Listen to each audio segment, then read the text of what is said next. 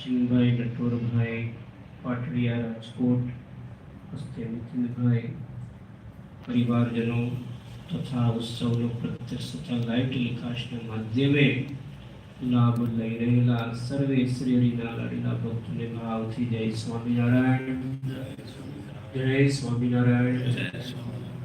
વાલા ભક્તો, વામન ભગવાન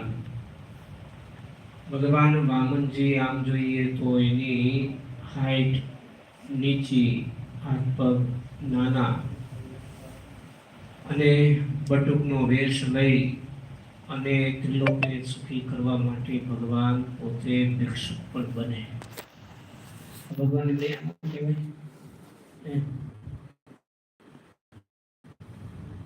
અત્યારે દુનિયા ભગાવવા માટે કે પોતાના પરિવાર માટે જો કરવું તો અઘરું પડે તો કે નહીં, ઘરવાળા માટે કે પછી છોકરાઓ માટે કે ભાઈ તમે કાંઈ ન કરો તો ભીખ માંગો. એ થોડું મગાઈ મારે કાંઈ, હું કેવો મોટો મારાથી ભીખ મગાય, કદાચ હોય કે ન હોય મોટા તો એમ કે એ ભીખ નહીં માંગવાની. ભગવાન છે એ ત્રિલોકીને સુખી કરવા માટે જો ધારે તો બલિ સાથે યુદ્ધ પણ કરી શકે, પણ નહીં. કારણ કે બલિ છે ને વ્રત તપ આદિકથી બહુ બળવાન બનેલા હતા, એટલે ભગવાન કે એની સાથે યુદ્ધથી ન જીતાય. જો એટલે આના ઉપરથી શું લેવું કે અધિક મહિનાની અંદર જે કાંઈ વ્રત જપ તપ દાન પૂન એનું પ્રભુત્વ બહુ હોય છે, એનું દૈવત બહુ હોય છે.